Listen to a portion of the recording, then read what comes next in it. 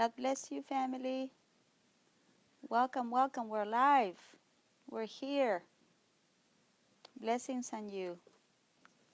I hope that you are having a great Saturday. My name is Pastor Anna Sweet, and I'm a follower of Jesus, Jesus of Nazareth. Excited to be with you today. I have something in my heart to share with you, and I am very I'm needing this topic myself. So I'm going to encourage us both together, okay? Hello, Miss Valusa. Blessings on you.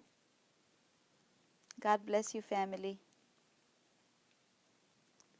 Welcome. Don't forget to comment so I can know who's here. But I want to share with you a little bit. Dr. Murdoch might call a little later today.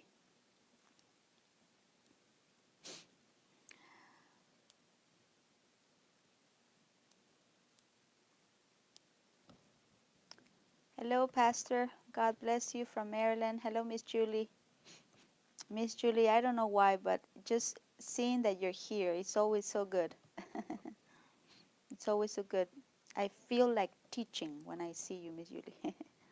Doreen, blessings on you. Thank you, family. Thank you for joining. Y todos los que hablan español, gracias por estar aquí. Díganos de dónde nos ven. Hello, Miss Jenny. God bless you. Thank you so much, Miss Diane. Oh, I love you, Miss Diane, so much. Thank you. Hello, Miss Laura. Let us know how you're doing, Miss Laura, okay?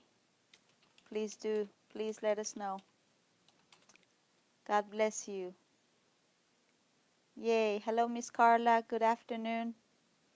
We are thrilled about the great news, Miss Carla. For those of you that did not hear, Miss Carla shared last week that the cancer has been shrinking. And that's such a good news, Miss Carla. That's so good news. Such good news. We want to know all your testimonies, please. It's so important to know. Hello, Miss Afa. Iniquez, Mr. Iniquez. Dr. Murdoch has been teaching us almost every day, and he teaches us every time that he feels strong. And I don't have any updates for today, but I'll tell you this. I've never laughed like I laughed yesterday. Dr. Murdoch trained us on how to get along with people, and I was falling off this couch. I was about to request a diaper. I am telling you, family, I just laughed so hard. And I know some of you were commenting. You could tell that I was trying to hold it together. But I just can't stop thinking about the 53 men from Monterrey working in McDonald's.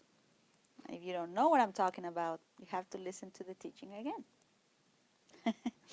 Dr. Murdoch gave some amazing illustrations, wasn't it? Some of you are still laughing. We were laughing this morning in the kitchen with my mom. I said, oh my gosh. When Dr. Murdoch started to talk about the 53 men from Monterrey and the tomato, I'm telling you, I just had so much fun. Kenya is here. God bless you. We love you, family. We love you. I've had the opportunity of being in Kenya with Dr. Murdoch, also South Africa. And Kenya, the people there are so, so precious. And the hosting was so, so amazing. South Africa, I had the opportunity of traveling with Dr. Murdoch in his last trip, and then went to speak for Pastor Clint Ross a year or two ago. And it was a fabulous experience. Beautiful people. The love that you feel in South Africa is incredible. So I am so glad that you are here. London. Miss Yvonne from London. I've been to London a couple times with Dr. Murdoch with his partner meetings. I think I've been there 2 or 3 times. And Bishop Kai, we love Bishop Kai. We love Miss Grivelin. That's where we get to see them. And beautiful, beautiful, beautiful place. Harrods Mall is simply an incredible experience. Even if you don't have a penny, you've got to go to Harrods. Just walk around. The the the way they created that mall is just incredible. You feel like you are in Egypt when you're going up those stairs. Hmm. Blessings on your family. Well, today I want to share a little bit with you, and I'll keep you updated if Dr. Murdoch is available to speak to us. But I want to talk today on the topic of God is at work step by step. God is at work step by step. Sometimes we want to see God give us a full answer, full miracle, full everything in one day. But sometimes it doesn't happen that way. Sometimes it doesn't happen. And there's miracles in the Bible that even though it seems to happen quick, you've got to see the steps of trust, the steps of learning, the steps in between. God will teach you. Let me tell you, we want a miracle, but God wants to teach us. We want God to give us a solution, but God is wanting to give us a mindset. A miracle without changing your mindset, it's a loss. It's a loss. If you ask for something and you get it the next day, but you didn't fix the problem that got you to needing a miracle, then we are back in square one. Does that make sense? So let's say that you are going through bankruptcy and you're needing God to provide supernaturally, and He does, and He does. And now all the money you owed, now you were able to pay it because it's there. If God gives you that miracle, that's incredible, right? But wouldn't you want Him to also help you not go through that again? Not going through that stress, not going through that anxiety, not going through that pain, not going through a loss. So God not only wants us to have a miracle, He wants us to receive His teaching. The teaching is I don't know if this is right. Maybe it is to say that His teaching is more important than the miracle itself. Because an experience with the Lord should not be a one-time thing. It should elevate our life. It should get us to a different understanding. It should take us to a different level of valuing His words. And He had that problem with feeding. He would feed 5,000, He would feed 4,000, and then they would follow Him to the next city. And He would say, "You're not here for my teaching. You are here because I fed you." And He would stop him and say, "Work, but not for the food that you can eat. Work for the food that can produce eternal life." He was comparing His words to food. He said, "You know how I fed you that time? Because I spoke. I spoke. But instead of focusing on my words, you clinged to the bread and the fish. So all of your focus went to the fish sandwiches instead of going back to the origin. What created this miracle? His words. So let's go after His words." No, some people did not connect that the origin of the miracle was the teaching. They just wanted the fish sandwiches. So they wake up next and say, "Where are the fish sandwiches now?" But there were a few, it seems there were only a few, there were a few that did not go after fish sandwiches, went after His words. They understood the origin of all of these great things happening. All of these great things happening have an origin. Those are His words. He had the few fish and the few loaves of bread in His hand, and when He blessed it. So I want to know how He made that happen. And I want to know, can we do that again? How does it work? What created that? His words. So we can be hooked to miracles without getting the wisdom, the training, the teaching. And I think that we shouldn't. I think that that we really should go after learning. Same thing, we can make it very practical. People want money without the training. Well, would I prefer money without the training? Of course, who doesn't? Who doesn't prefer money without training? But when you know that without the training, everything you receive, you will lose. Without wisdom, everything you receive, you will lose. Now think of that. We are preparing, or we are putting ourselves in a very rough spot when we choose to ask God to provide but reject His wisdom. Because once He provides, now we don't know what to do, and we're going to go through a loss again, which take us back to the need of a miracle again, which take us back to God helping us, providing, but then again we're needing a miracle. I don't want to go from miracle to miracle. I want to go from wisdom to wisdom. I want to know the origin. Peter went from needing to be the one providing. I want to go from just being someone that needs Jesus and everything that He has for me to one that can provide to others, because Jesus now is using me to provide. Wouldn't you like God to use you to provide? I want that. So let's say tomorrow, I don't know how many of you plan to go to church. How many of you will go to church early? How many of you will arrive late? How many of you will just stay home?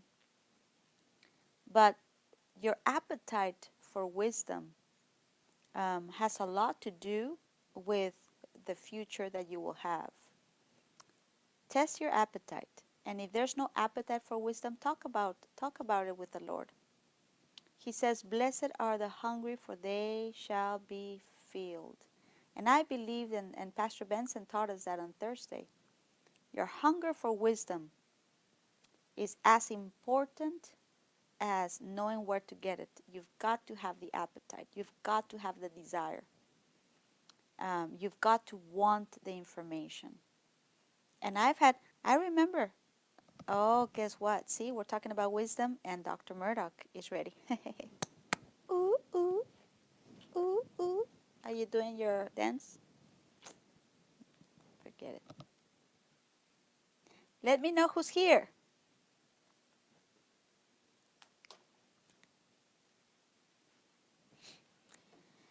Let me know who's here. I want Dr. Murdoch to know who is here. Japan, Kenya, Liberia, South Africa, UK. Blessings on you, family. Let us know who's joining us. Dr. Murdoch will speak to us next.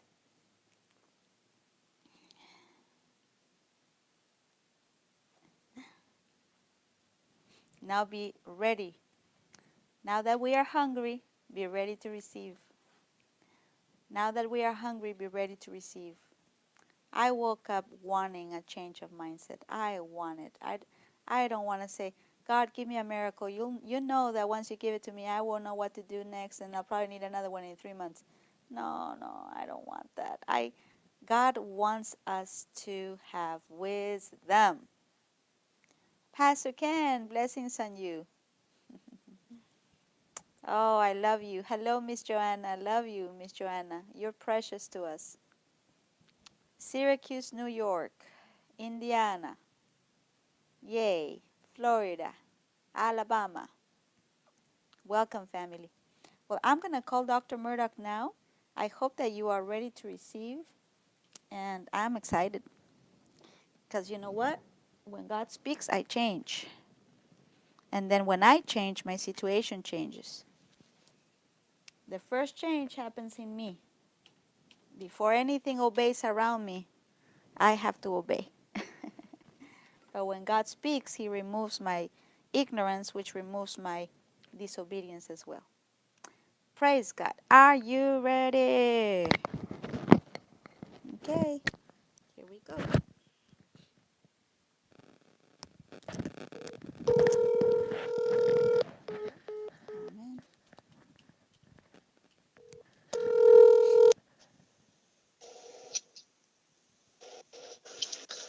Pastor Anna. Hello, Dr. Murdoch. We are here. So happy and excited. If I knew how to whistle, I'd be whistling really loud. And your love circle is here all the way from Dubai, Japan, Kenya, Liberia, Nigeria, South Africa, UAE, UK, and Turkey. What a joy. I tell you, first I say to all of our family, you have no idea. You have no idea how thankful we are that you join us, that you're part of our family, and that you stop everything you're doing to invest this time in wisdom, the wisdom of God. Pastor Anna, Yes, sir. we're so thankful that you are our leader here at the Wisdom Center, and that God chose you, that God ordained you, and God anointed you to be our leader. And we love the grace that's on you, the anointing that's on you. There's a river that flows in you and through you that we all taste and we value. Wow.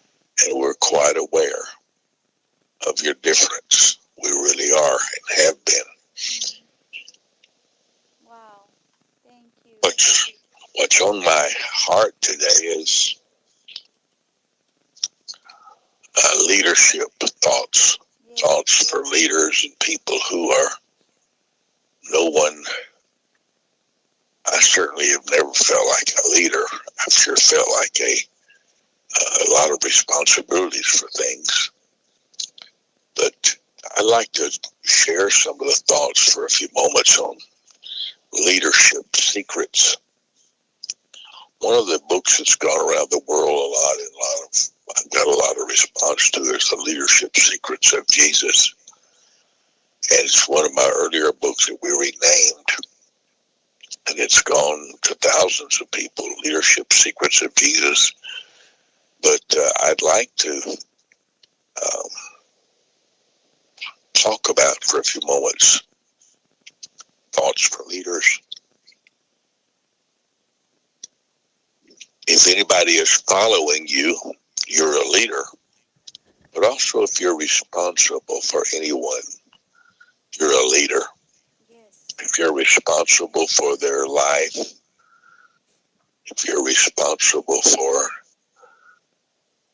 the outcome of a project, if you have responsibilities, you're a leader.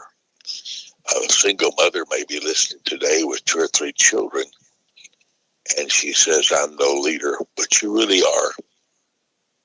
You really are a leader. And don't think of a leader as being, the president of a nation or a Billy Graham or someone like that. But just leadership secrets. And one is to, and this is just a thought, things on leaders is one, know your responsibility. You must master what are my responsibilities. What are my responsibilities to others? And one of your responsibilities as a leader is to make sure everyone understands their job description.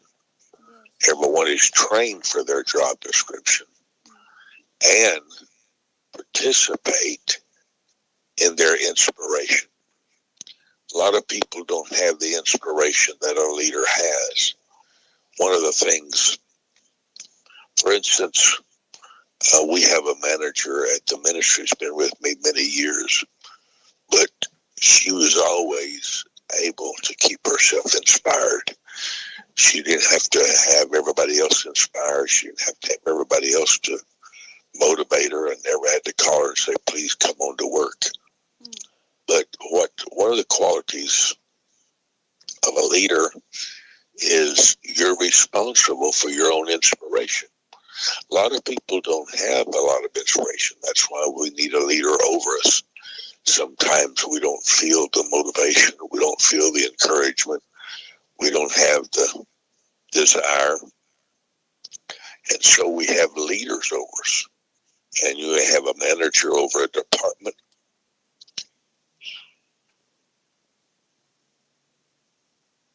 You have a pastor over a church. And that pastor has to keep their own inspiration, be able to motivate yourself. A lot of people can't, Pastor Anna. Yes, sir. A lot of people would never get out of bed if they didn't have somebody turning on the light and massaging their feet saying, let's go, got to get going. Wow. Leaders are very, very critical in the world, in our life. You would be shocked if you knew how little would be accomplished without a leader. A nation, whether it's a governor of a state, whether it's a mayor of a city, a leader galvanizes, brings together the gifts of others.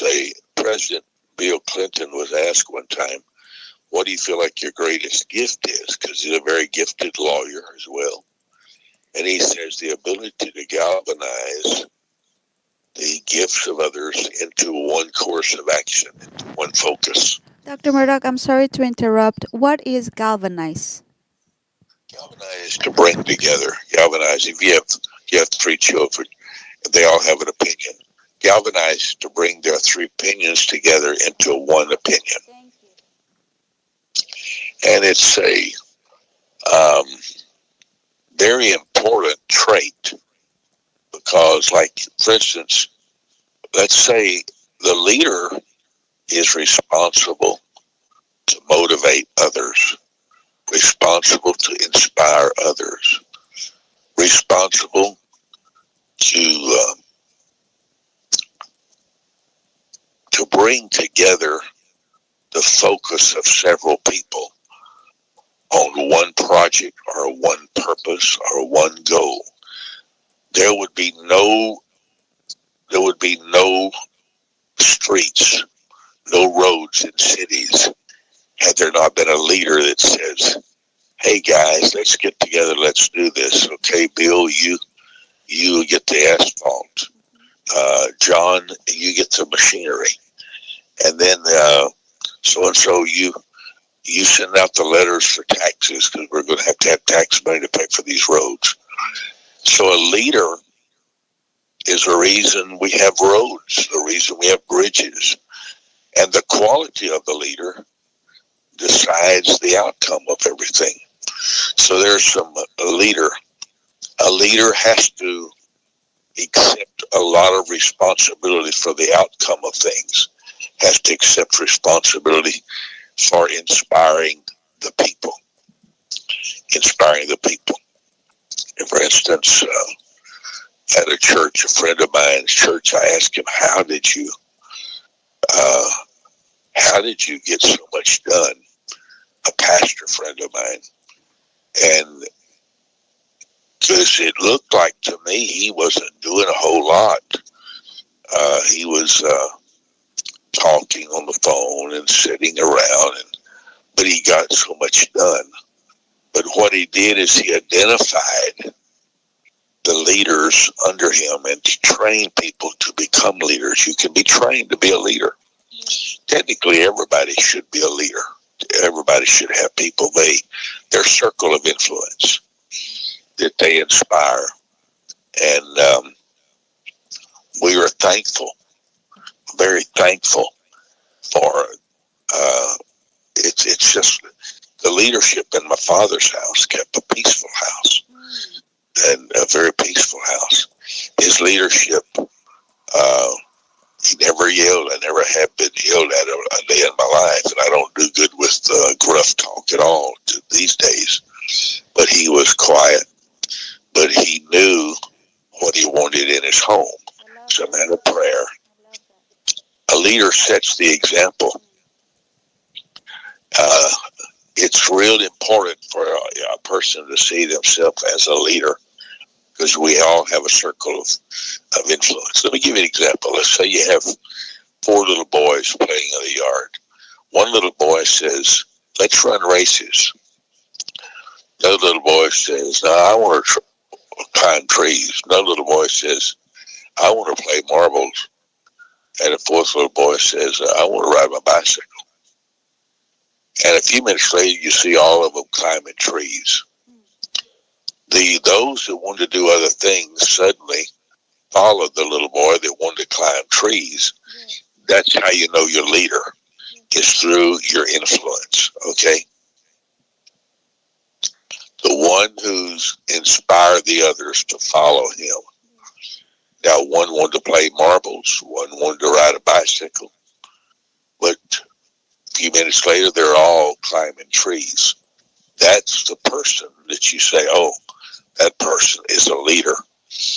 And so, I'm not talking about rulership or control or dictatorship. I'm talking about, when I think of a leader, I think of an inspiration. What's the word I think of. I don't think of someone writing checks and saying, you're on my payroll. When I think of a leader, I think of who is my inspiration, who inspires me. And that's one of the reasons we knew that you were the leader at the Wisdom Center. You inspired us. You inspired our faith. You unlocked our desire to trust God. And you inspired us to love each other. You inspired us to come together. And a lot of people think a leader is someone who stalks into a room. So, all right, gang, let's go. No. But a leader, I think the number one quality of a leader is the ability to inspire people to want to accomplish something, to do something. It may even be in the world, it could be an evil leader who even inspires people to be against, like I was thinking of Adolf Hitler, who inspired the Germans to hate Jews. But he inspired them. We think of inspiration being a good word, but he unlocked that, and he was an evil leader. So a leader can be evil, but to inspire us, we see, and those are things we want to be able to inspire people. And I don't mean pull out a whip, and I don't mean yelling and screaming. That's not leadership. But leadership inspires, motivates, encourages. And so all of us who are listening today want to think, what do I want to inspire people to do?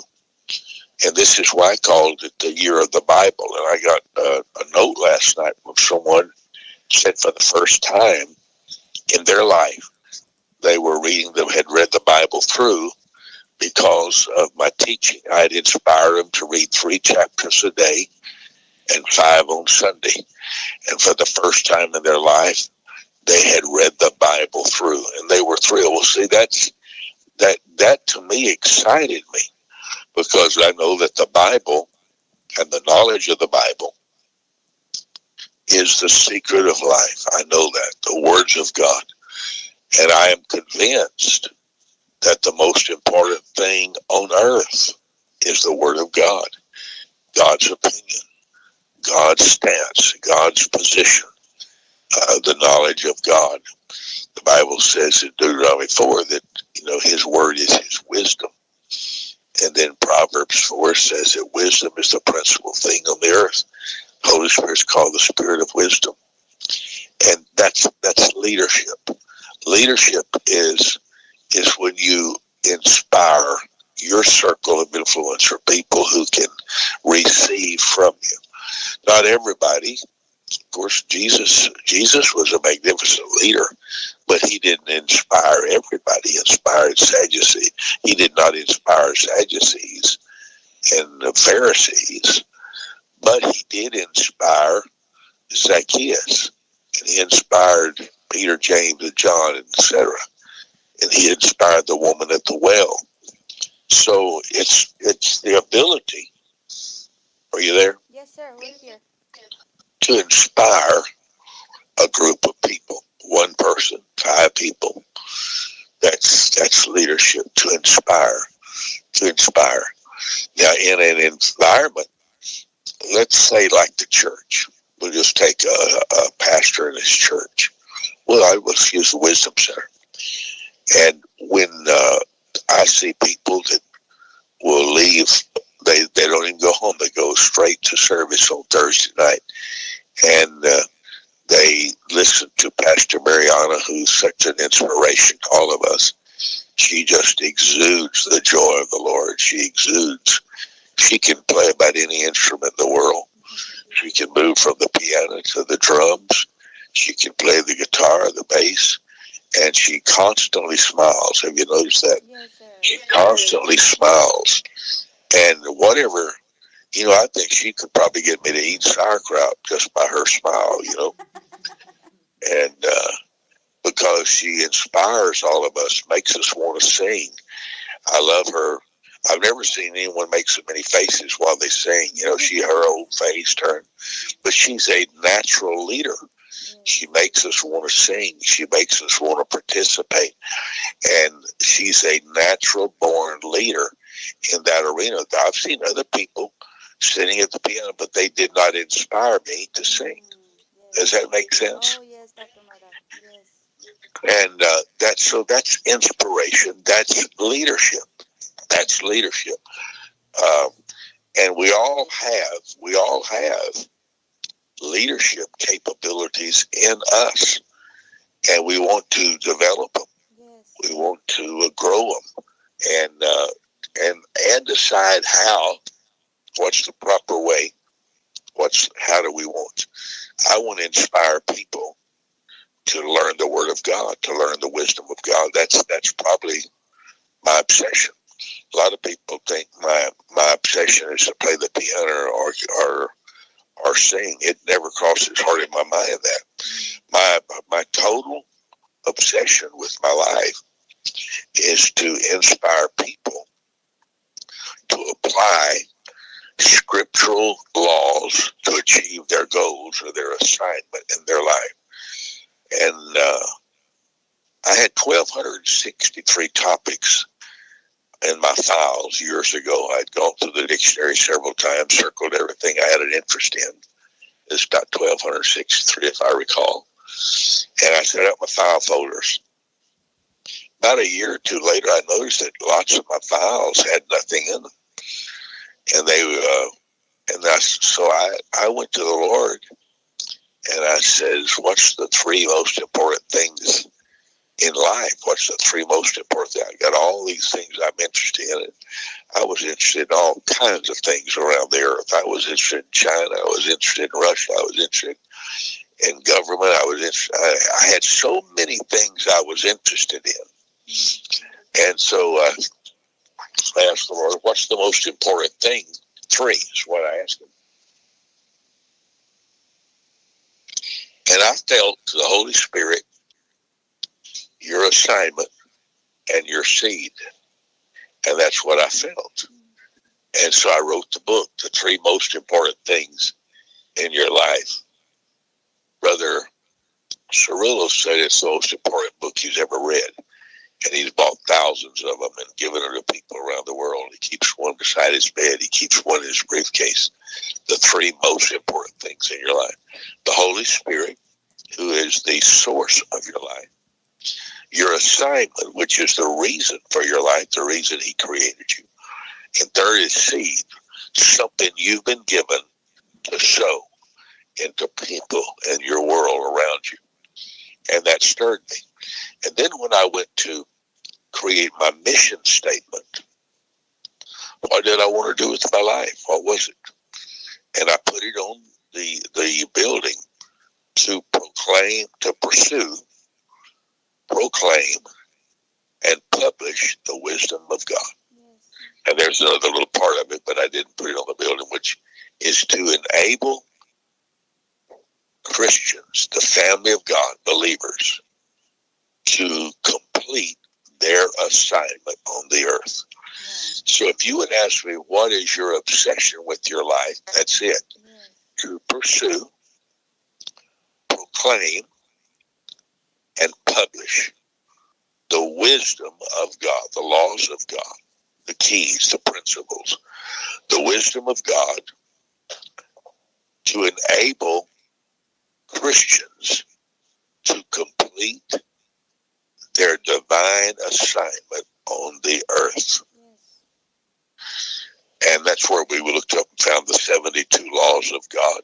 There's many more, but 72 that I taught on: the law of protocol, the law of focus, the law of networking with people, the law of two. And I began to teach those things. And so I built my whole life around that. And to this day, it's all I think about is what is the law of God that needs to be applied to achieve your assignment. That's why we teach twice a day here on Church by Phone.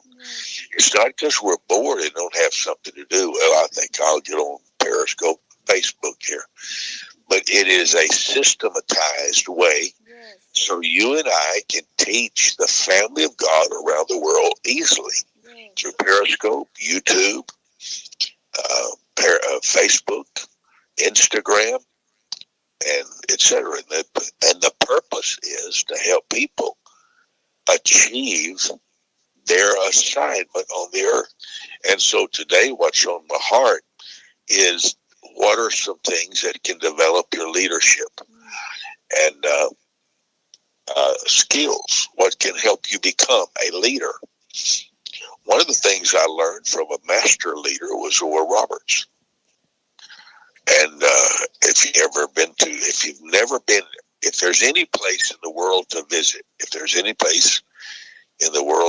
it's Oral Roberts University, his ministry. And in what you see, I wrote a song for him called "What One Man's Faith Can Do." One man's faith. That was a cow pasture. When he walked out there, I think it's Lewis Avenue in Tulsa, it was all a big cow pasture, cow manure, cows run. And God spoke to him while he was standing there saying, "I want you to build me a university." Wow. And there were cows out there.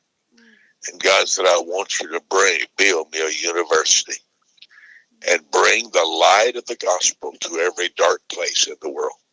Yeah. And it's phenomenal. So, and he built that thousands of people are in the ministry because of Oral Roberts. Thousands have become millions who were saved. Millions were saved under his ministry. Millions were healed under his ministry. But he's gone to be with the Lord. But ORU is known around the world, Oral Roberts University leadership. So obviously, I wanted to know some of his life secrets.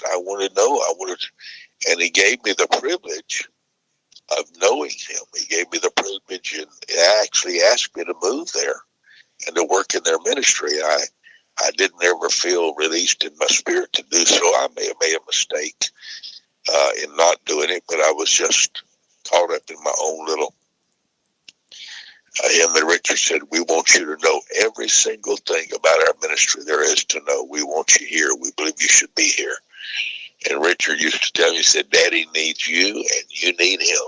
Y'all need each other," because we really had a bond. It was just, I would say emotionally, Oral Roberts was the closest human I ever had to me in my life. Wow. As far as a man of God.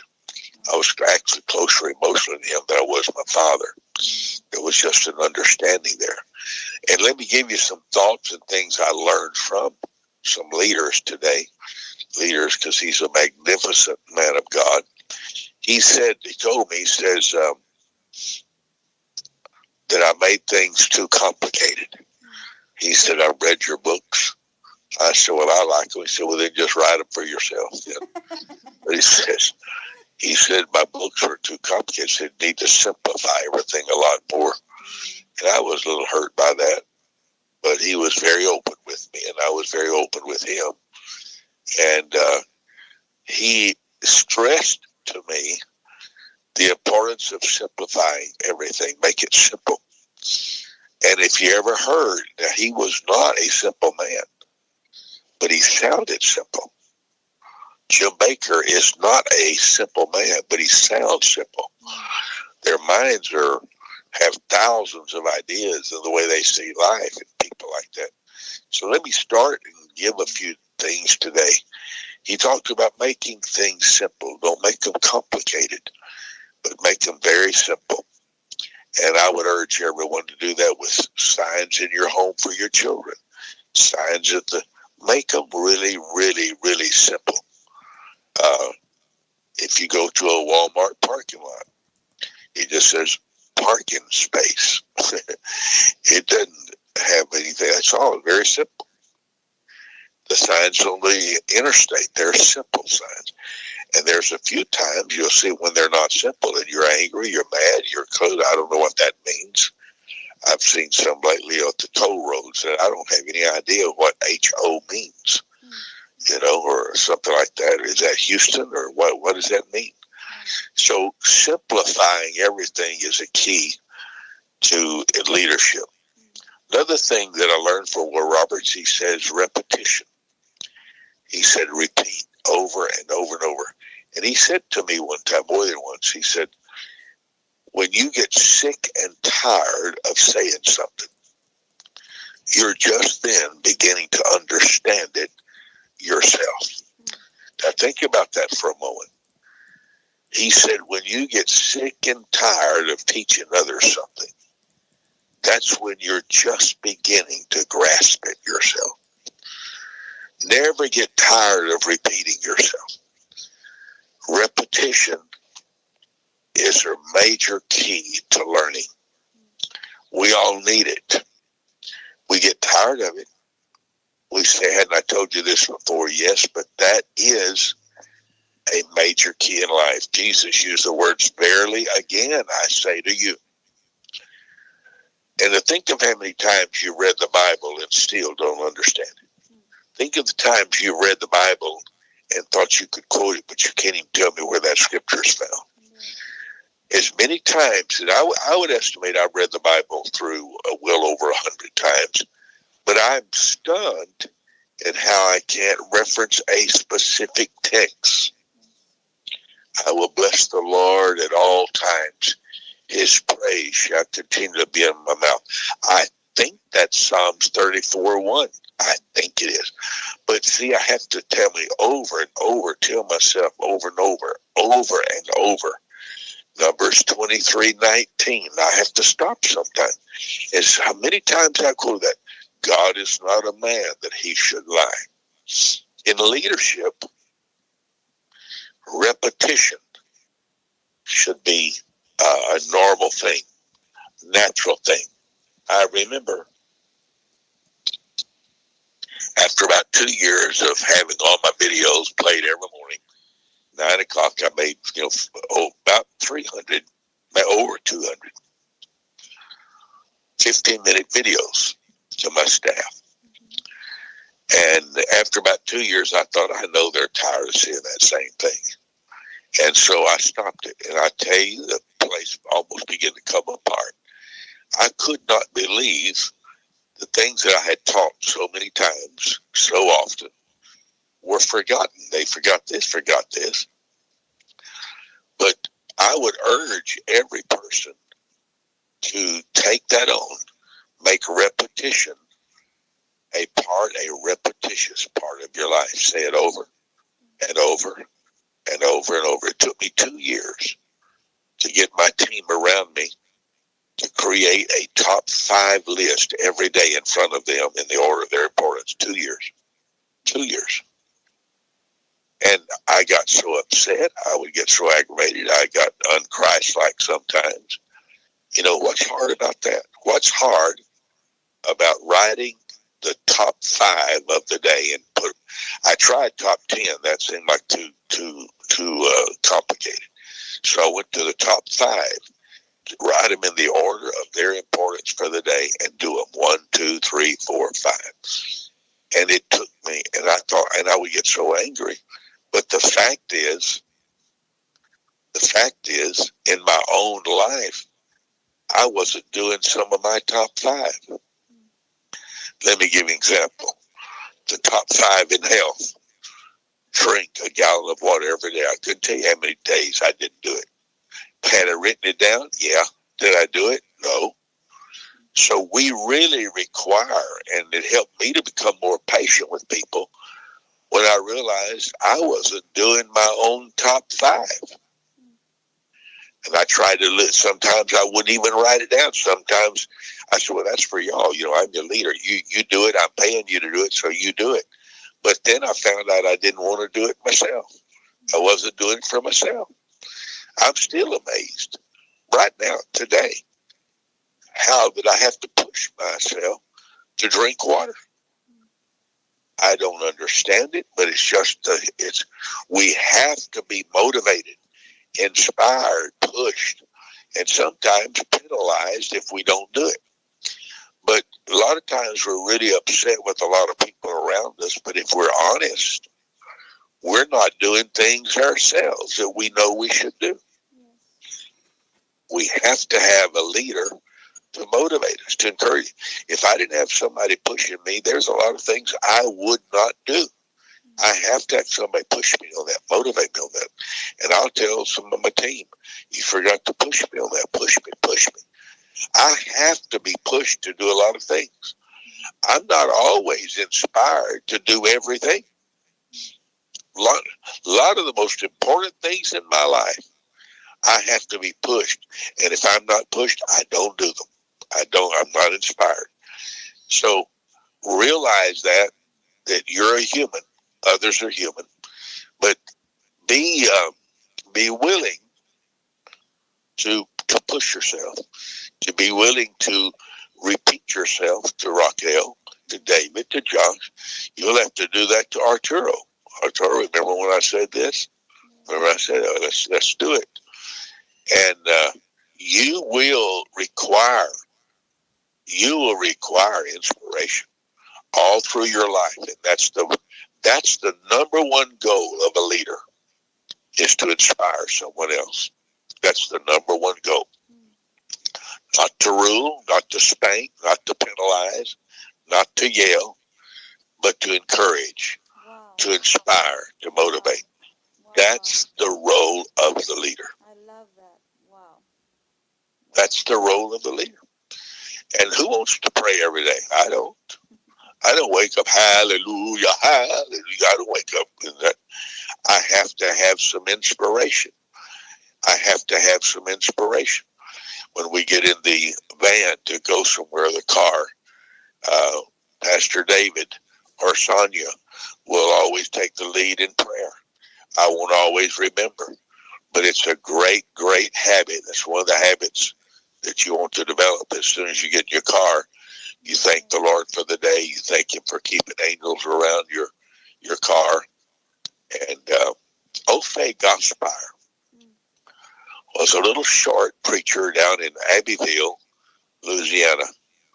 And he had a daughter named Jewel Faye that was precious.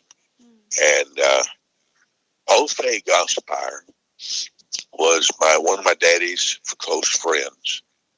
At a church, he was one of the first ones that invited me to preach for him.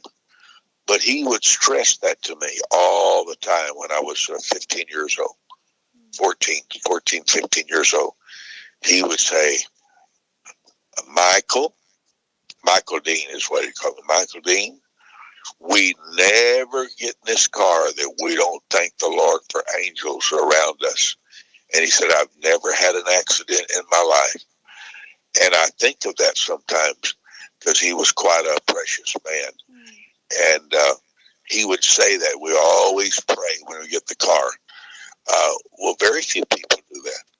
But that he inspired that in me. He inspired me that many times I'll be in a car and I thought, you know what, Ofe Gaspar said he always asked God for angels to accompany him. And I didn't do that on this trip. So you develop that. But a leader inspires you to do the things you should do, and inspire you to do the things sometimes you don't want to do. There's another thing I learned from Brother Will Roberts. And he said, you're going to get off track. He said, it's impossible to stay on track. And I don't know why I got agitated when he told me that, but I did. I thought, well, I do. I stay on track. But he says, no, we're human. He said, you're going to get off track. You're going to set some goals and get derailed, so to speak. He said, you're going to get off track a lot throughout your life. And he said the key is just to recognize when you're off track and to get back on track. Just get back on. Have you ever started a goal of losing weight and in 3 or 4 days you quit it already? Yes, sir. Okay, but you have to get back on. Well, that's one of the roles of the leader, is to encourage people to get back on track. There's people that get out of church for some reason or another, 1 or 2. After a while, they missed a service, they missed another one, and they have to be encouraged. They have to be encouraged. They have to be called. One of the things that when I was at the Wisdom Center there starting it, I told my pastor, says, we want to call every person that has visited the Wisdom Center Monday morning. Call them Monday morning. I prefer to call them Sunday afternoon, say, we loved having you in church today, but that seemed to be a little too hard. But on Monday, call them, say, Dr. Murdoch wanted me to call you and say, it meant the world that you chose our church to come to yesterday. And we have service Thursday night. We have a little social time. We're having hot dogs and some yogurt here Thursday night at 6 o'clock. And Dr. Murdoch, I would like to meet you personally and talk to you a little bit and meet your family. Because they say if someone comes to 3 consecutive services, 3 consecutive services to your church, that it's about an 80 to 90% chance that they'll make it their church home. Wow. So the whole key is to have people come to your service 3 times in a row so they get to know you. They get to feel at home. And there's a whole lot of keys to that. Now, the whole point is that's a leader told me that you're going to get off track, get back on track. If something doesn't work out, get back on as quickly as possible. Leaders keep us focused on the right things. That's one of the roles of the leader, is remember this is the most important thing. And it's really important in leadership that you don't assume everybody has your knowledge, or assume everybody has your goals, or assume everybody has your motivation, or assume everybody has your background, or your knowledge, or your persuasions. But that's the purpose of repetition, repetition, repetition. That's where routines come in so much, the power of routine. That's why letting your children go to bed every night, 8 o'clock. That's 8 o'clock. It's time for bed, kids. And the night that they break it and go at 8:30, the night they go at 9 o'clock, you've broken a whole rhythm of life. Yes. And it's murderous to get it going again. There's a lot of keys to all that. That's the role of leadership. The role of leadership in a home is to inspire your children to knowledge, inspire them. You do that by showing interest in what they're doing, etc. Wow. I'll get my breath if you want to have a couple of comments there. Yes, Dr. Murdoch, I want to read some of the comments here, but I also wanted to add one of the secrets that you gave me one day that has helped me also, when you said that leaders create compatibility. Yes. That has been one of my favorite. You know, God did that through a little spanking session with me, and it was one of the greatest revelations of my life, that the role of a leader was to help people become agreeable together and to become compatible to work together. And where the Lord spoke to me was, I was upset, and I found myself bad-mouthing one of the people on my staff to another person. And I said, I tell you one thing they do that gripes me. And I bad-mouthed.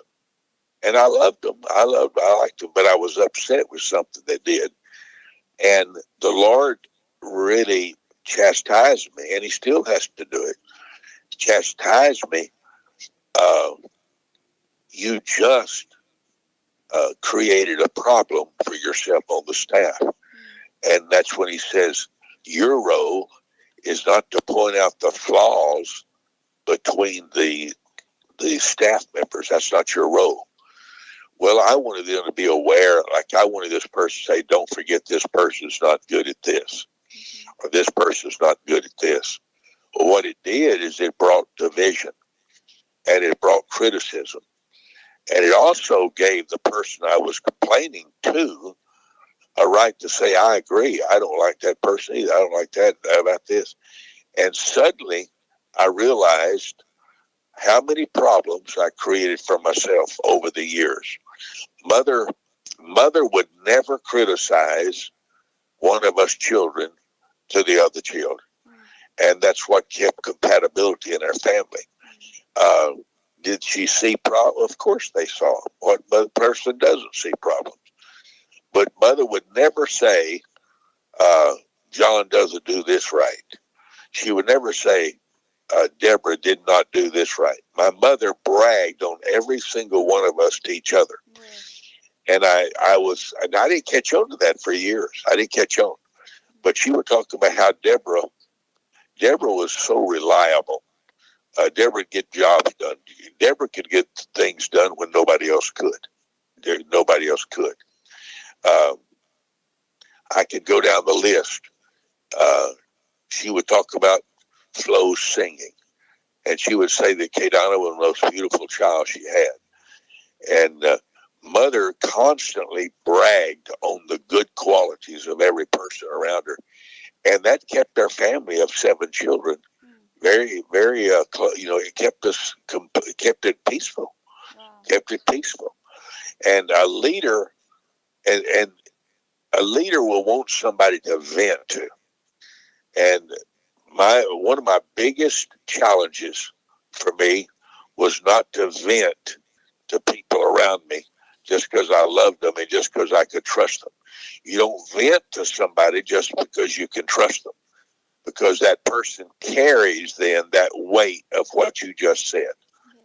Carries that weight. If I say one thing I don't like about this person is this, now I've added to my problem. Does that make sense? Oh, yes, Dr. Murdock. This is so I'm glad you brought that up. And it's been a major mistake throughout my lifetime. It's been a major mistake I've made. And if, for instance, let's just say a pastor says to his secretary, I don't like brother so-and-so. All he does is talk, wears me out. Every time that secretary sees that man come through the door, she's going to think of that statement. Yes. And she's going to tell her husband. Yes. And her husband's got another friend in the church that says, pastor said he hates his talking. Well, he's not going to be able to build a church that way. Yes, because eventually that man that loved to express himself, that man that loved to be so open, he'll close down and go to another place and go to church. He'll leave. Yes. And probably should. But the fact is, it comes back to that pastor saying to his secretary, because he can trust her, he can vent to her. But what the wise pastor would say, don't you love brother so-and-so, how free he is to share his thoughts and feelings? Do you follow me? Yes, Dr. Murdock. He turns that into a positive. Yes. Someone else could say, she's always on the phone. A pastor could say about his secretary, she's always on the phone. I know I can't get her off the phone. She's just always on the phone. The wise pastor will say she gets so much accomplished. She gets so much accomplished. I tell you, she gets more things done. Does that make sense? Yes, yes. Wow.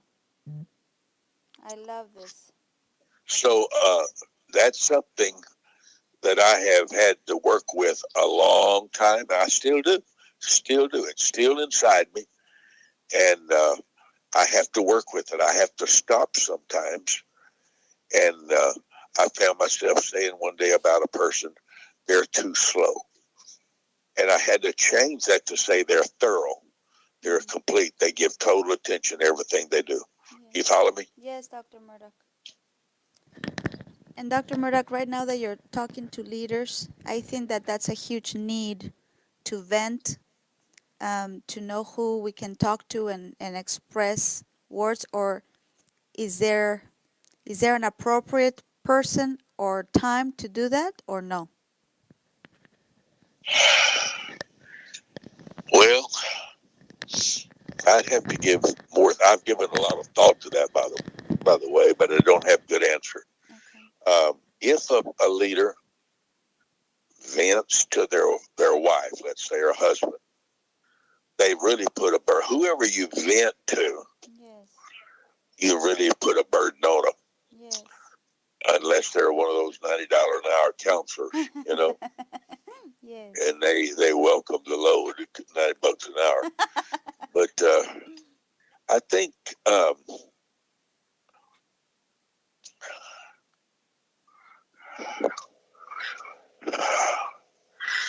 I think venting upward Hmm.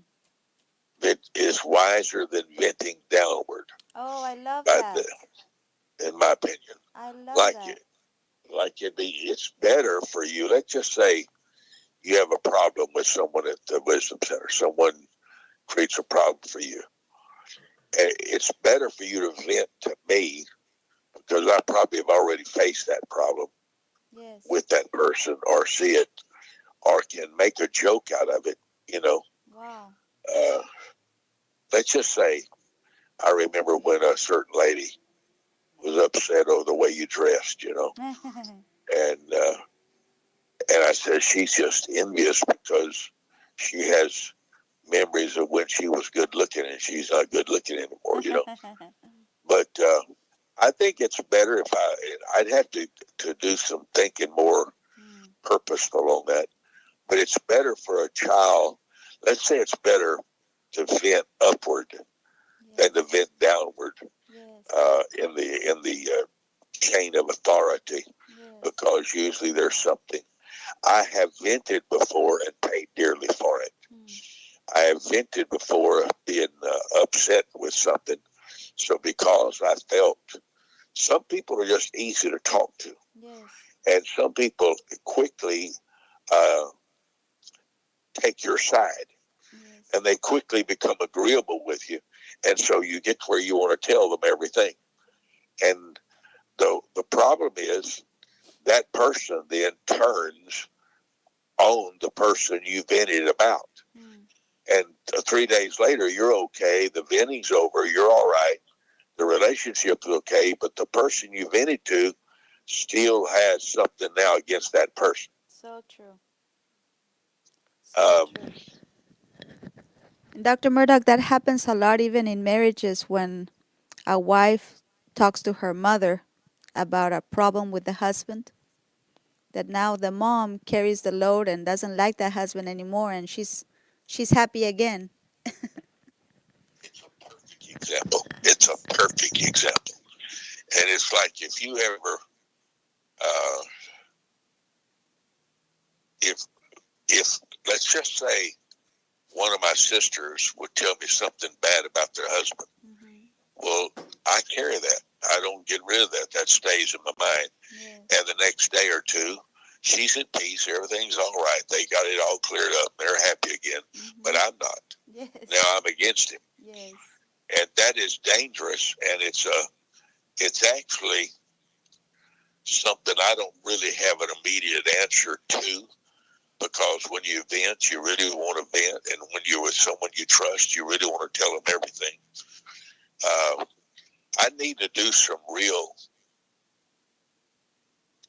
I need to do some serious, you know, obviously I have a quick opinion about it. Just don't do it. Don't say it. But it's not easy when you're exploding inside. Yes. And you need to vent. Yes. And sometimes I vent in the pulpit. Sometimes I vent on church by phone. And sometimes I vent, you know, throughout the day. But there is something when it's inside you like a volcano, when you're hurting. Yes. When you're really hurting inside. Yes. And I've found times there's some good teaching on it. Some of the teaching I hadn't been able to live, and some of it is about don't spread your offenses. So when somebody's offended you, don't spread that offense. Yes. Does that make sense? Yes, Dr. Murdoch. Yes. But what it is, when we vent, we're actually wanting someone to help us with an answer. Yes. We're not just at least I am. Yes. When I vent, I'm wanting someone to give me, what am I not thinking about? What should I remind myself of? And what I try to do for myself when somebody's offended me, I try to think of all the good things they've done, all the right things they've done. And I also try to say, has that happened to me? Have I done what they just did? Have I ever done that to anybody? Yes. And usually I have. Usually I have. Whatever I'm upset with somebody else doing, I have probably done it myself. Yes. And of course, there's scriptures for that. I hate that. I hate that in myself. I hate that in myself that I hadn't been able to overcome an offense as easy as I wanted to. I hate that in myself. It's a weakness I wish I could overcome easily, but I haven't. And I'm so glad you brought that up because it's really true. There's been many wives that share something they went through with their husband, with their mother, and their mother never recovered from it. Yes. And the wife came on, and then later on, it brought great stress. And usually, in my opinion, now this is me, and I don't know anything about all this, but I have a feeling that's why many churches have stayed small. I think many churches have stayed small because offenses were shared and spread, and people would leave the church or never come back, or etc.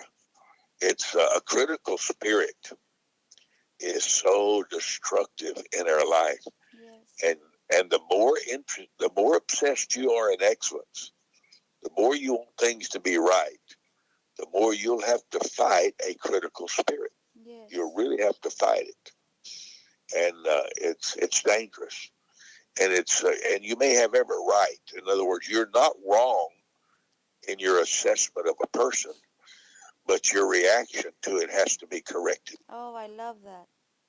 I love that. We can be right in the assessment of a person, but our reaction to it, we have to correct. I love that, Dr. Murdoch. That is so helpful. Wow. God had to spank me, really. He said, that's the role of a leader, is to create compatibility.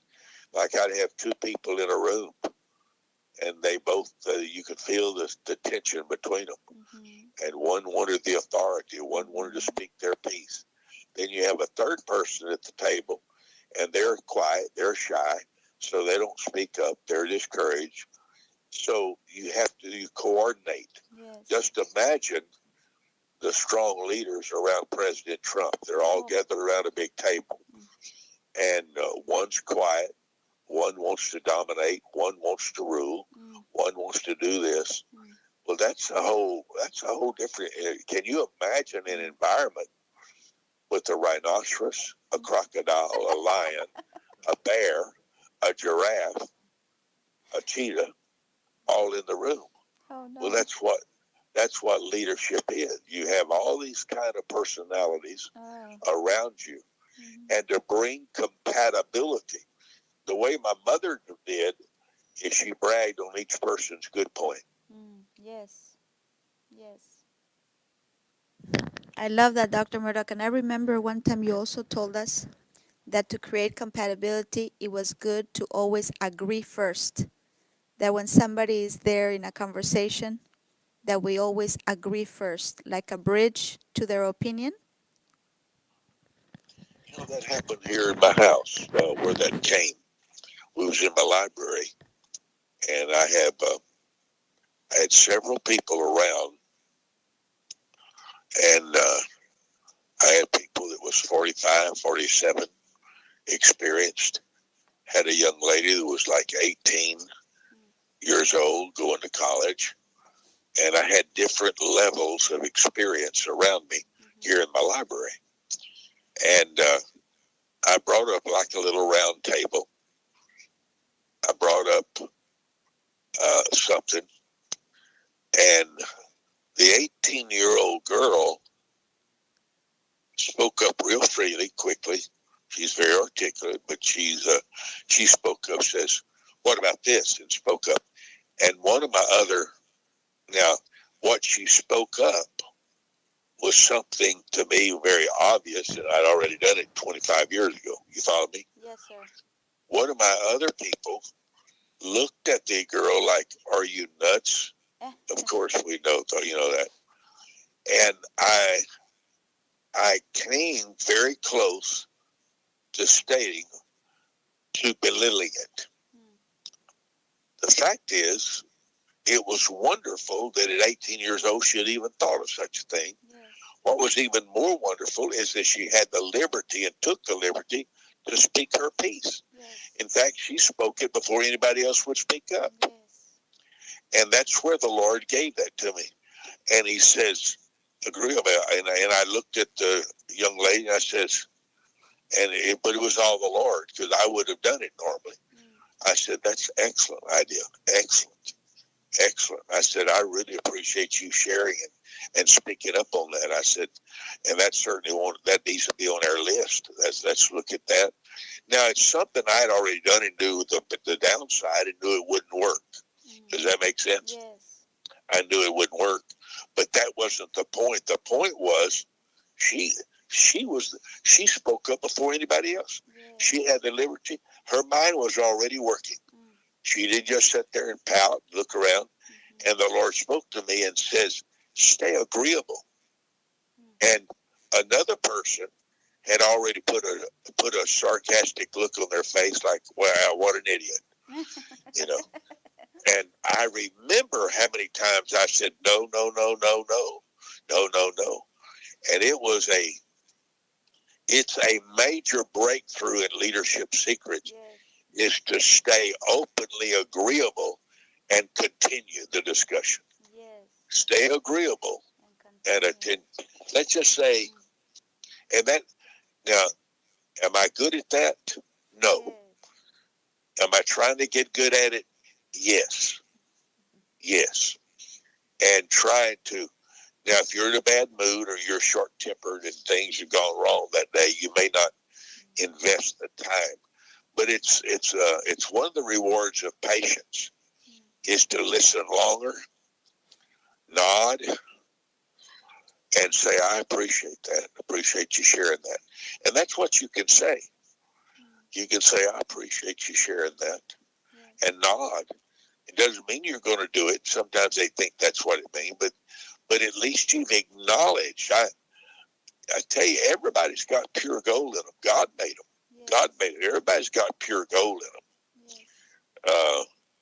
And you want to find that and let it grow and give it an environment. Leadership provides an environment for authenticity and individuality. I love that. You see, that's the role of the leader, is to create an environment of outspokenness. Wow. An environment of outspokenness. I don't want a yes team saying yes, Dr. Brown, yes, Dr. Brown. Now, you don't want that. You don't want that. You'll never grow that way. But you want them all to feel free, and they won't present it always in a pleasing manner. But you work with that. That's really how leaders become leaders. And I tell you, a friend of mine, he runs 22,000 in his church. I learned it in Honolulu. I was preaching for Brother Summerall, and we were both guests on a TV program. And I learned something. I was talking about church, and I told him an idea that I had. And here's how he reacted. He listened, he looked. He said, here's another idea. And he jumped in with another idea, and I saw within seconds he had not agreed with my idea at all. He knew the downside of it, but he didn't tell me that. He just introduced another thought. Yes. Isn't that amazing? Yes, Dr. Murdoch. And I says, I must remember this. I must remember this. That when he disagreed with me, he didn't say, oh, no, that won't work. Here's why. He didn't do that. That would have shut me down. That would have upset me. That would made me a fighter. Then I'd have started arguing my point. Yes. But he simply said, he nodded and said, here's another idea. And it was another idea completely different than what I just said. But he didn't make me feel bad over it. The Lord's had to spank me. Whoever you embarrassed, you ready for a wisdom key? Yes, sir. Whoever you embarrass becomes incapable of loyalty. Wow. Wow. Whoever you embarrass becomes incapable of loyalty. Yes. Whoever you humiliate, and we see this in politics, we see them begin to call each other names, and they've made lifetime enemies. Well, it's making an enemy unnecessarily is ridiculous. You're gonna have some enemies that you can't help, but to create an enemy unnecessarily is crazy. Yes. I remember when a preacher said something. He actually opposed me, a man that I've helped many, many, many years, and he came some months ago and he said something in total opposition. He was upset at something I said, or he had never been upset before, but suddenly he was. And it went on TV and said he did everything but call my name. Well, I know him, and I know he's got some, I know his crazy spots, okay? I know him. But he's really a good man of God. He really is. He's a good man of God. And his attack on what I preached was shocking to me. But I know him, and I know he's got family problems, and I know but did you know there's people turned on him? Yes. And they took my role, and they began to take up for me, and he actually created a lot of enemies. People will never support. There's people who quit supporting him because he attacked me. Well, I'm not really against him. I kind of know his idiosyncrasies. He's got some little ways like that. And I was surprised. I was shocked. Disappointed, of course, but because I know him, he'll be back doing the opposite a year from now. So, and I understood that. Wow. But if he made enemies unnecessarily, Yes. and he lost support unnecessarily. So, a leader, I'm glad you brought that up. A leader creates compatibility.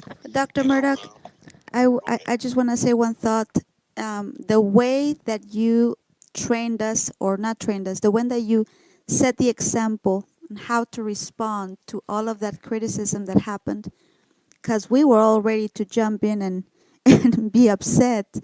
But you stood in the pulpit and then also in church by phone. You gave us one sentence, Dr. Murdoch, that, oh my gosh, it brought so much peace when you said, I do not participate in the crucifixion of preachers. Just that sentence alone, Dr. Murdoch, everybody started using it. So when anybody wanted to take sides or whatever, they would come back to that statement. I do not participate in the crucifixion of preachers. So I loved your reaction, Dr. Murdoch. I wish I could always minimize such a huge offense like the way you do it. You master that, really. Well, it didn't come without a lot of thought and a lot of feelings. And the Lord's really brought deep conviction. And God's had to really convict me and show me where I was wrong on some things. And God's had to deal with me. Don't participate in private crucifixions either. Yes.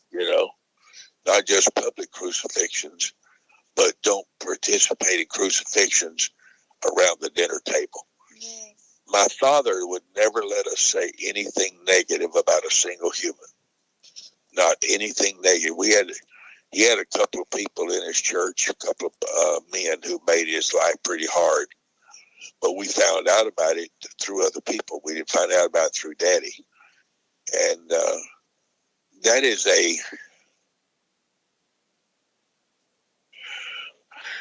if you can conquer that, and God, it'll take a little struggle. You're extremely skilled and developed and mature in that arena, Pastor Anna, and I've noticed that. I've noticed that in your life, and it's been one of the things that I've marveled at, how through all the painful experiences, first, you've stayed merciful, you stayed gracious, and God's giving you something that I need myself, and I don't have. You've got something there, and I say that not to embarrass you here publicly, but make you kind of shy on that area. But let me tell you, that quality you have there, you're a peacemaker. You're a peacemaker. That's what a leader is. I haven't always been. I've been a warrior, but I hadn't always been a peacemaker. And God has given you that incredible gifting to be a peacemaker. And that's what a leader really is to increase peacemaking possibilities with people, with his cabinet, or his like in a board. And every preacher needs to remember that. You may have, let's say you have 6 people on your board, and you've got one that's a little cantankerous, a little obnoxious, and there's ways to handle that. There's ways to handle that. And there's ways to see the good in that. And if you welcome, anyway, those are some thoughts. Dr. Murdoch, these are so good, because even when we want to be peacemakers, if we don't have the vocabulary or the bridge words, we can create a bigger problem and not know it. And the one thing that you have really helped me so much is in the words, the bridge, the reactions. That I've always wanted peace, but I've not succeeded. But the peacemaker vocabulary has really helped me, and learning that from you. And let me say one thing, Dr. Murdoch. One time, I remember coming to see you a few years back, and you had a teenager with you. He was probably 17 or maybe younger. He was talking so much. I mean, the kid would not stop talking. And I was so agitated because you were so quiet and patient, listening to all kinds of thoughts he had, which to me made no sense. And then at the end of that meeting, you looked at all of us around you and you said, I knew your feelings about this young man sharing. He said, but if you're not willing to listen to the ideas that might be not so good, you will miss the idea that could come next, that could be the gold idea. And that, I'm never going to forget that day, because I saw how you, like you said, leadership creates environment for outspokenness. And you really do. And that young man just spoke his heart, every idea he had, and you allowed that. And you trained us. You said if you don't allow that, you might shut down the next idea that could be the one we were looking for. I remember there's some basic thoughts to remember. Every human has genius in them. It's your genius that helps it emerge. Wow. Every human God made has genius in them. Wow.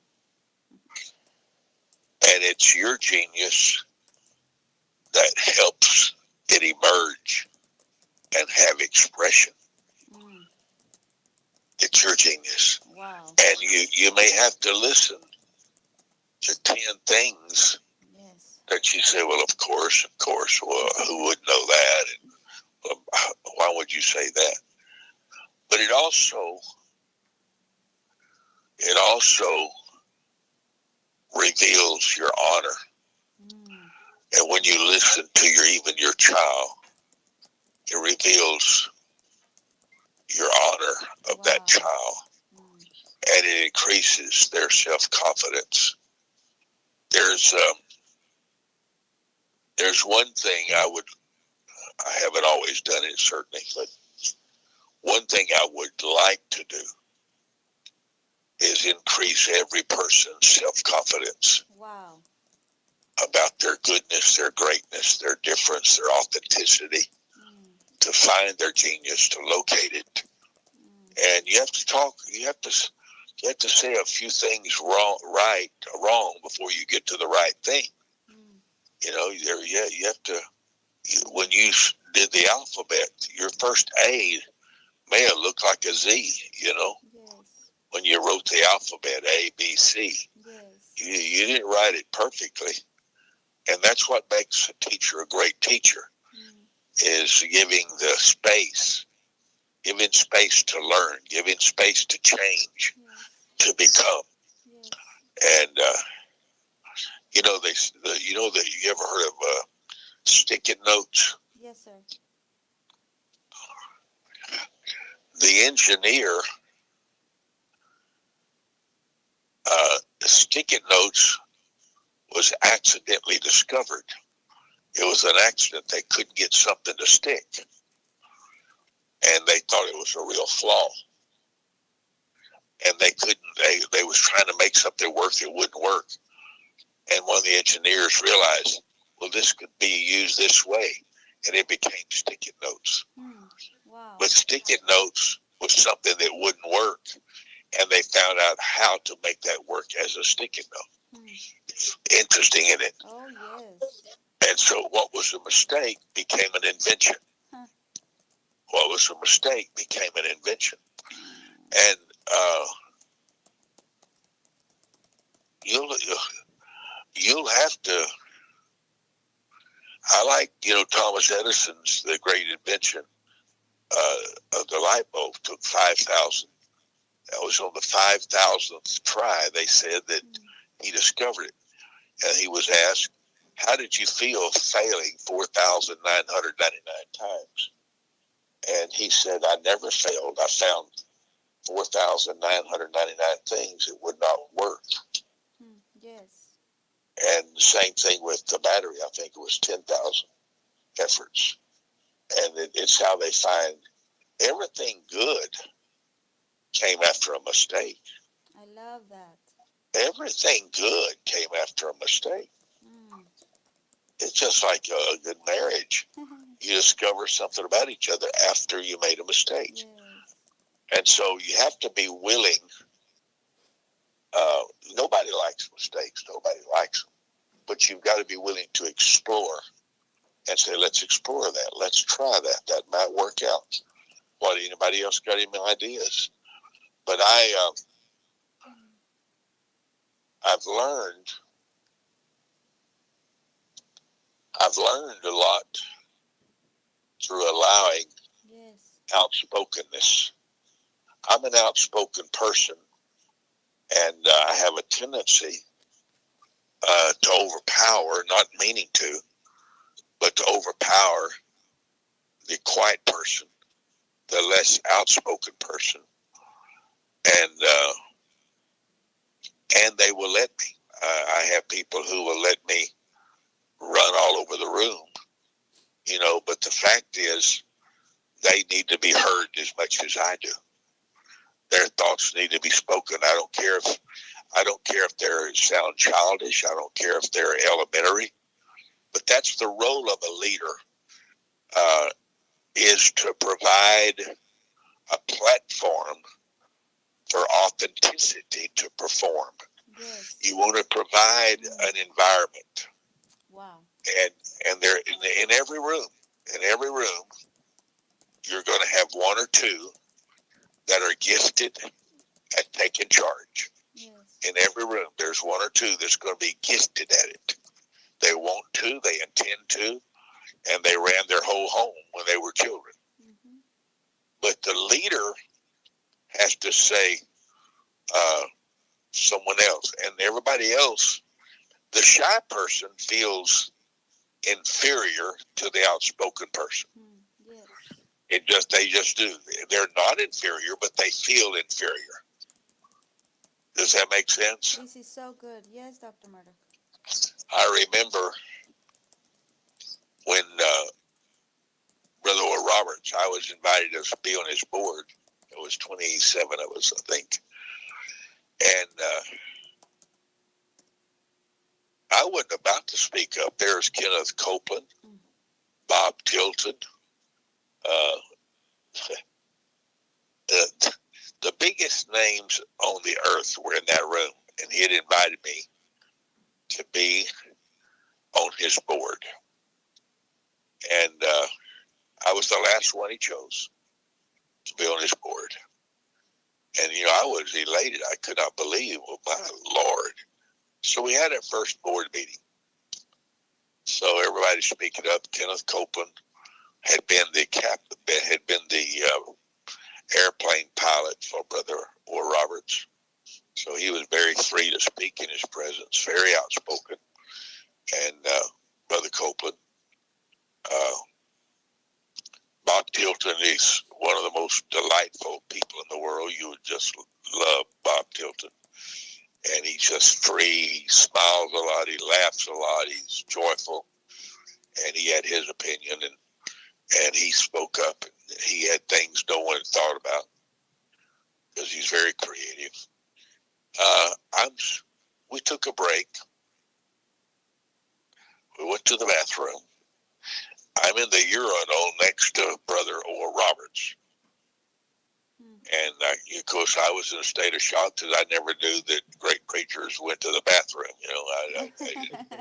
It kind of was a shock to me. So I sit there, and I'm standing there using the bathroom, and I tell Brother Oral, I said, Brother Roberts, I said, I don't feel like I should be here. I said, all these men, they have colleges and jets, and I said, I don't fit here. And he said, oh, Brother Mike, he says, you offer, he said, there's something God's put in you that nobody else in that room has. You've got something in you. I forget the exact wording this second, but something like that. And I was stunned. I didn't know what to say. He said, if you feel like you'd rather not be there, I said, I understand. But he says, what you have in you, none of us have. And I wasn't as free at that time to speak out, but I want to say, what? Tell me what? I don't know. I don't know anything in me. But his confidence in me unlocks something in me. That's huge. His confidence in me. Dr. Murdoch, I remember one time you told us that we could never believe in ourselves unless somebody believes in us first. And that to me has been huge. I think that's the case myself. I really do. And he seemed to, when we went back in,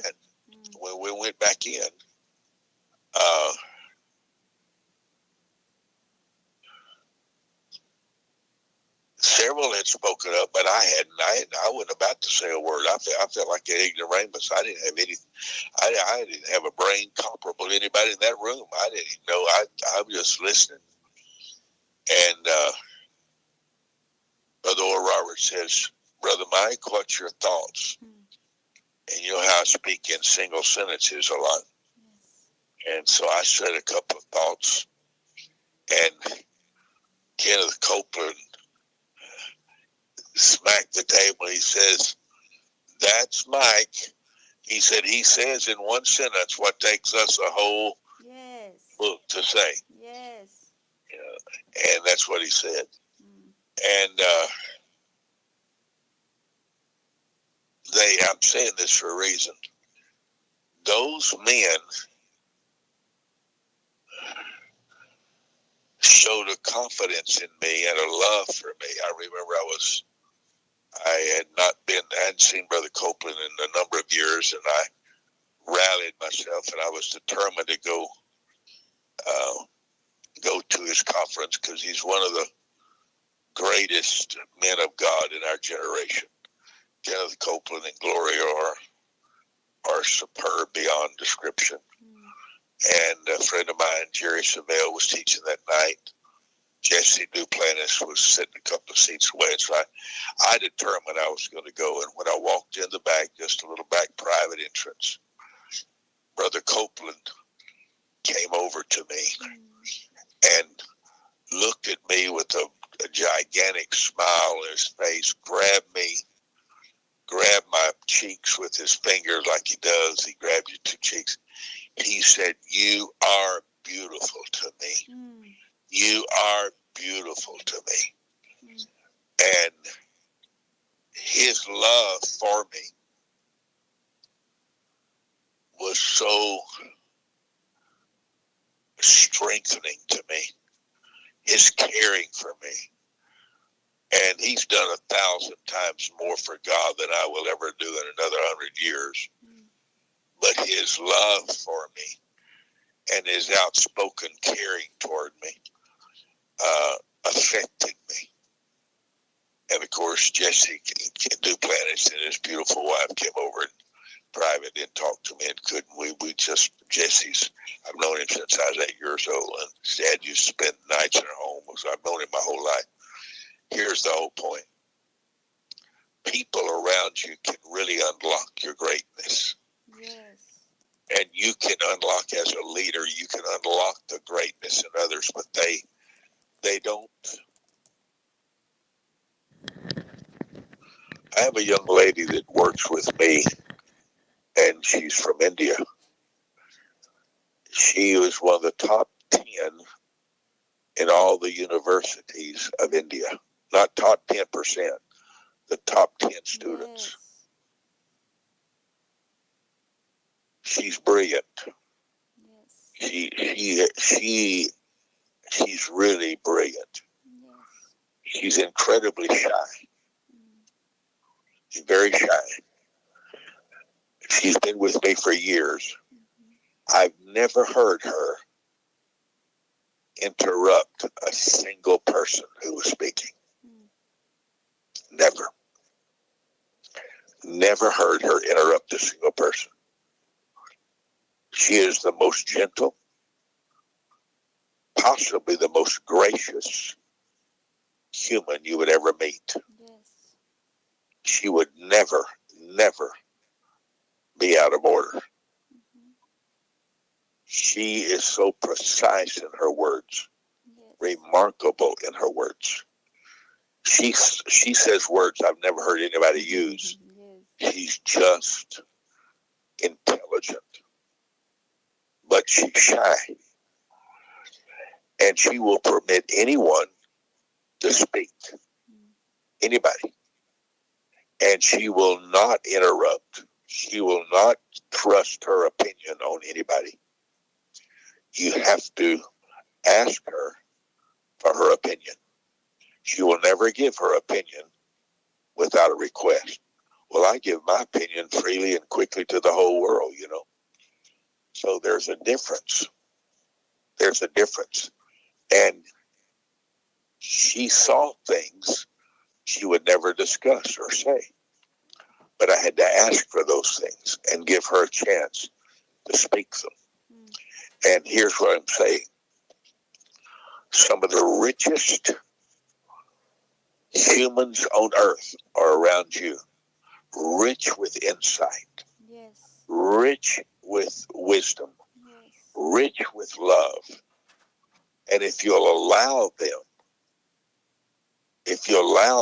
to speak and make it easy for them to speak up and give them a platform, give them a stage to enter at their speed, their way, whatever they're thinking. Yes. Does that make sense? Oh, yes, Dr. Murdock. I love that. Their way and their speed. That's big. Yeah. Those are two important things. There's Pastor David Martinez, probably the most gracious man, the kindest, most honoring person, male I've met in my lifetime. In fact, I can't even think of anybody comparable to his honoring, his gentleness, And I've asked him to host some of our speakers and guests, and everybody just, they adore him. And David speaks slowly. He gives great thought to each word that he says. And he prays as easy as some people breathe. Yes. But he allows everybody. I've never heard him interrupt anyone. He may, but I've never heard him. But we had a man out here.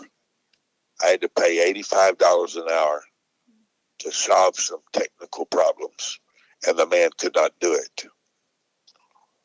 And David said real gently, Dr. Murdoch, I can look at it if you'd like. Mm. And what the man for $85 an hour could not solve, David found answers to. Yes. I've watched people try to run over him because he permits anybody else to speak. Wow.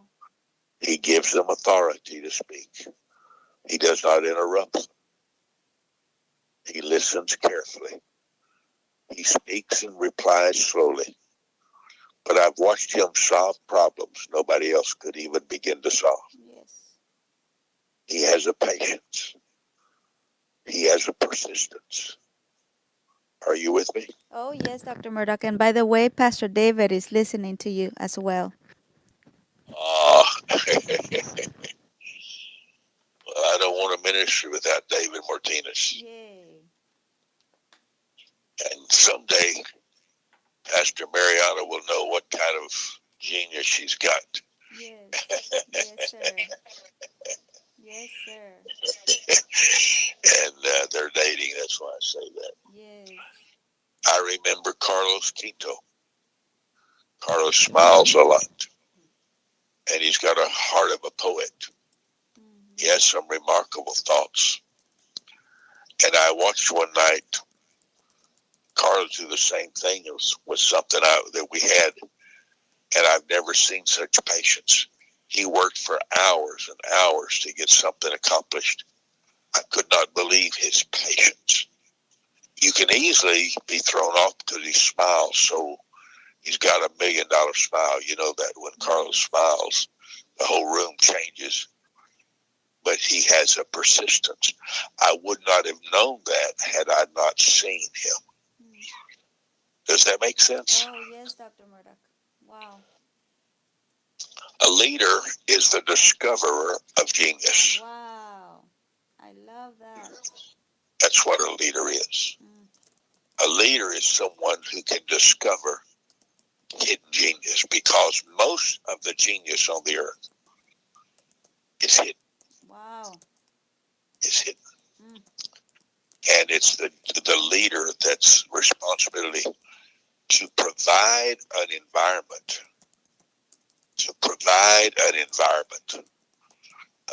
A scenario.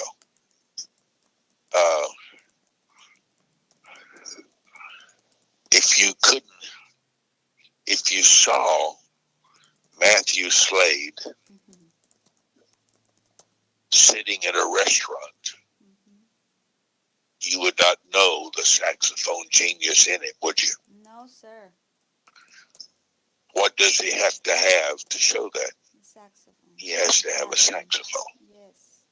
Now, how would you know that? If you talk to him and let him talk to you. Wow. And in talking and asking questions, you may find out he liked the saxophone. Really? There's people that I did not even know had genius. Wow. And it was through conversation that you discover what someone loves. Yes. Conversation, questions, asking questions, listening to them. And that takes a lifetime to understand that. It takes a lifetime to understand that. I would have never known, obviously you're a pretty lady and good looking lady and all that. You have a great smile. But I would have never known the intensity of your revelation of God's word, your ability to exude faith and teach us how to believe, teach us how to love. Had I just seen you sitting next to Arturo, does that make sense? Yes, Dr. Murdoch. I would just look and say, well, there's a good-looking couple. It took some experimentation. It took some exploring. You don't know anybody through one meeting. You don't know it through three. And sometimes you may be turned off by the first three meetings, but meeting number 4, you discover the genius. Wow. Everybody has a foolish page. Everybody has a foolish time in their life. If you see some people in a certain scenario, you'll say, what, aren't they an idiot? Not necessarily. Yes. Every person contains genius. I love that. And they often require a genius to discover it. Yes. I remember when Deborah was 5 years old, sitting in the back seat. We just arrived home from church, pulled in our little garage there at 3814 Swanee Street. And she leaned forward, and she was determined to be heard. My daddy was determined not to be here. But Deborah leaned forward, and she says, they were talking about some problem. Deborah said something funny. It was funny, something like, you think you have a problem. It was something, I think, if I recall, she needed 39 cents or something. But I was impressed at her insistence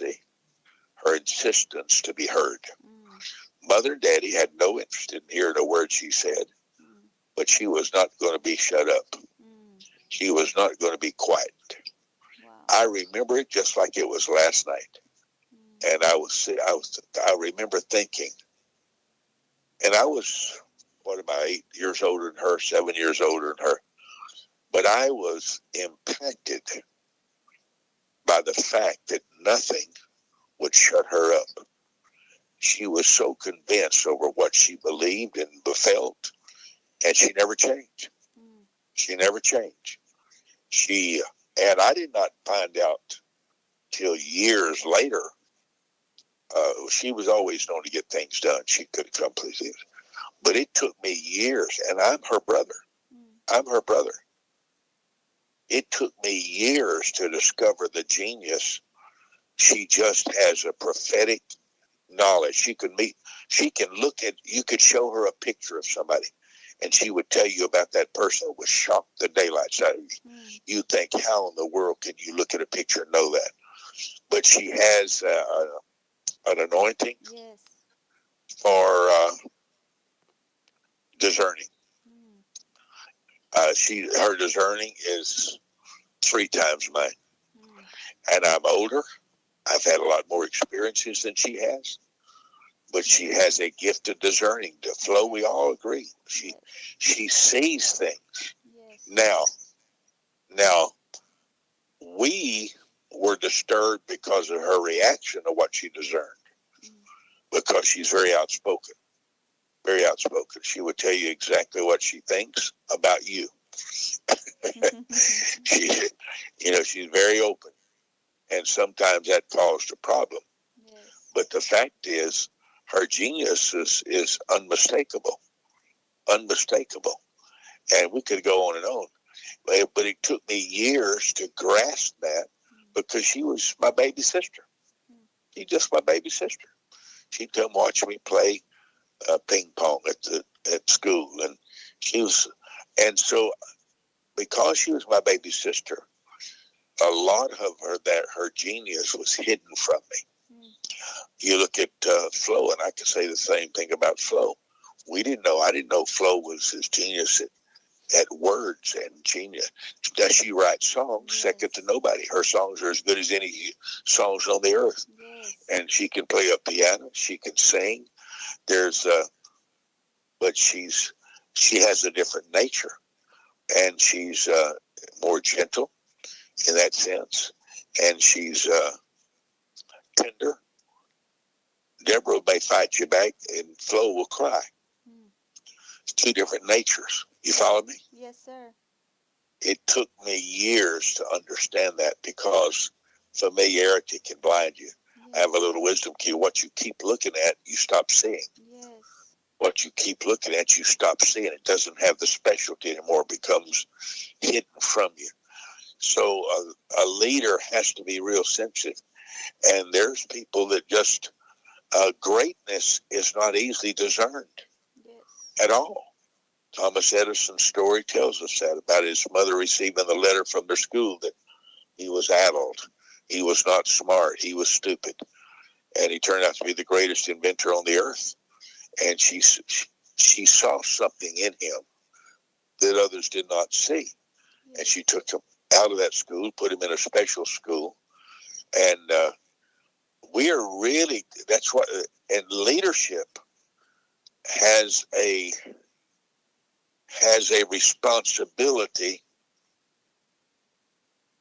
to explore until genius can be discovered.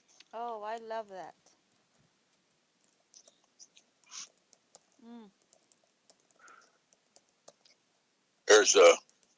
There's a take it at the Wisdom Center. We have such remarkable genius all around us. I mean, it is just it's all around us on our staff. And every person's genius is different. And sometimes we that talk freely don't think as well as those that are quiet. Sometimes some of us who talk so easily and quickly don't realize that a person who is sitting there that's not hardly talking at all is really good. Okay. I have a guest that's just flown a long ways to see me, so I need to go downstairs and meet them. But I hope this helps a little bit. Oh, Dr. Murdock, I am excited about today's teaching. This is phenomenal. Love it. And I do have a couple comments. Well, I actually have a lot, but I can read a couple for you if you like. Please do. We have Pastor James Mina saying that you sound wonderful, powerful teaching, Dr. Murdock. I'm watching from Nairobi, Kenya. Pastor James, I love you, son. And I love your church, Wisdom Sanctuary. I love your wife. Hug your family for me. And we love every time you come to see us here at the Wisdom Center. Miss Laura said this is an excellent teaching. Miss Afa also commented that this is such an excellent teaching. Mr. Jax, thank you, Dr. Murdock, for these words. Is that my son from South Africa? Yes, Dr. Murdock. I love you, son. He brought me a wonderful seed when he came to see me. Who sure knows how to show honor. Thelma Cousin says every leader in all capacities needs to listen to this. Thank you, Dr. Murdock, for sharing great wisdom with us.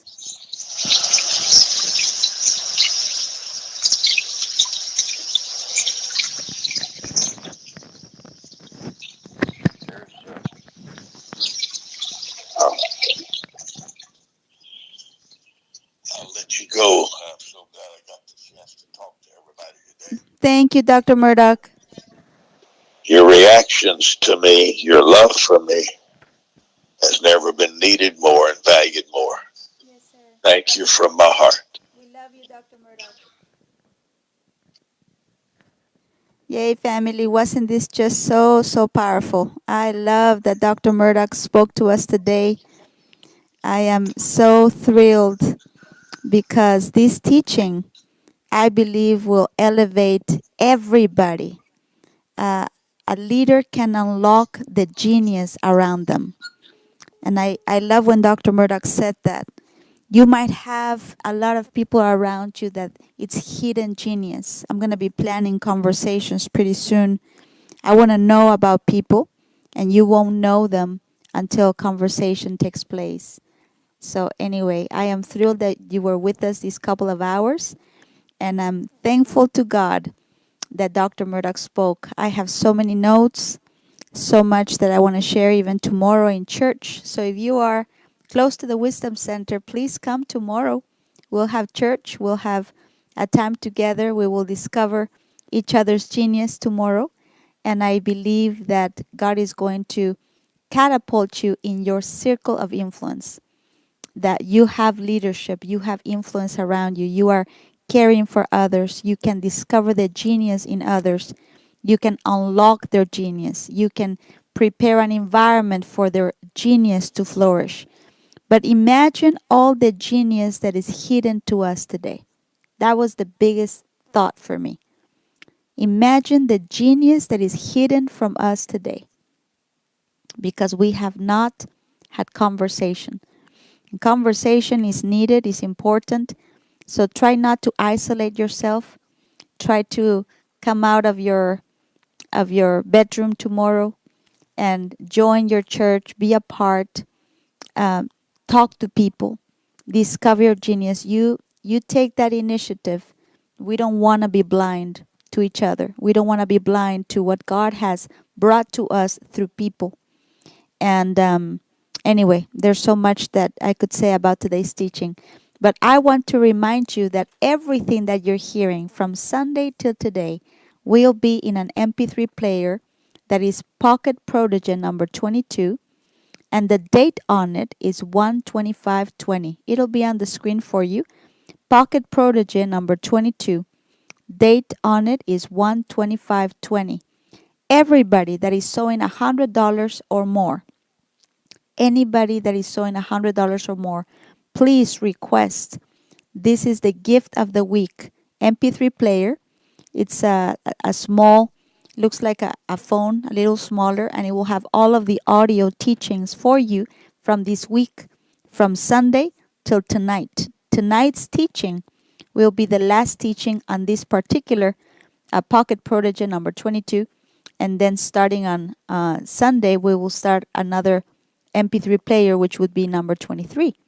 But if you want all of this, and I don't know about you, but everything he shared this week, the art of receiving, he talked to us about how to get along with others, leadership secrets. I mean, this week's teachings would immediately transform your relationships, transform your finances. I mean, there's so much this week that can impact your life forever. So I want to encourage you. Keep this close to you. You will not be able to implement not even 1% if you decide just to hear this once. You've got to hear this over and over to get it in your spirit, and then you got to teach it to somebody else, even if it's your children or somebody close, a friend. Share what you're learning, because that will get all of this revelation inside of you.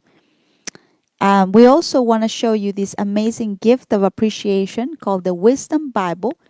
This is a gift for those of you becoming new monthly partners. New monthly partners, please ask for your Wisdom Bible. For those of you that are sowing your $200 seed, please ask for your tablet. This is a gift. These are not for sale. It's a gift of appreciation that Dr. Murdoch put together for those of you really serious about prosperity. And this tablet has about 73 of Dr. Murdoch's topics on prosperity, dreams, and goals. Those of you that would like to sow a seed of $300, please request your gift called the Millionaire's Bible. This Bible has been put together by Dr. Murdoch for us so that we could find everything so easy on the topic of prosperity. And you don't want to miss this opportunity. For those of you sowing your $500 seed, we have this tablet that has 500 of Dr. Murdoch's books already downloaded for you, and it will be a huge blessing for you to have 500 books in one tablet. Imagine that. And it's already there, ready for you to read, and it's very light, very easy to carry in your purse, and you can tell everybody you're carrying a library in your purse. For those of you sowing a $1,000 seed, and we do pray every week for 12 people to sow a $1,000 seed. And if God is speaking to you, please request the gifts on the screen, the 2 tablets, the Millionaire's Bible, and the Financial Freedom Bible of Dr. Maurice Cerullo. How do you sow your seed? Let me look at the screen for a moment. Miss Angela says, what time is tonight's teaching? At 6 every day, 12 and 6. Hope that you can be a part. 5 easy ways to sow. Number 1 is Cash App. If you'd like to sow a personal seed to Dr. Murdock and want him to reply to you directly, Cash App is the way to do that. You can also sow through PayPal, which works best around the world. If you're not in the United States, you want to use PayPal. It's safe and it's much easier and better for you. PayPal also has an option to sow directly to Dr. Murdock's life or to the ministry. If you can look on the screen and take a picture of that for future reference, will help you. You can also use phone texting to sow personally to Dr. Murdock or to the ministry. And you can call 844-789-SEED. 844-789-SEED if you rather sow by phone. You can always go to the website, which is also connected to PayPal, if you like to sow your seed with the website, thewisdomcenter.tv button 8. Okay? Well, family, please don't forget to email us, Dr. Mike at thewisdomcenter.tv. If you have testimonies, notes for Dr. Murdock, anything, will be amazing to receive your letters at the P.O. Box on the screen, 37079, Fort Worth, Texas, 76117. We love you so much. I hope that you can be back with us tonight at 6 o'clock in only 4 hours. And I believe it's going to be a blessing to you. We have a closing prayer. I hope that you can come back. This was fabulous. The Lord bless thee and keep thee. The Lord make his face shine upon thee and be gracious unto thee. The Lord lift up his countenance upon thee and give thee peace. We love you, family. You're precious to us. Talk to you soon.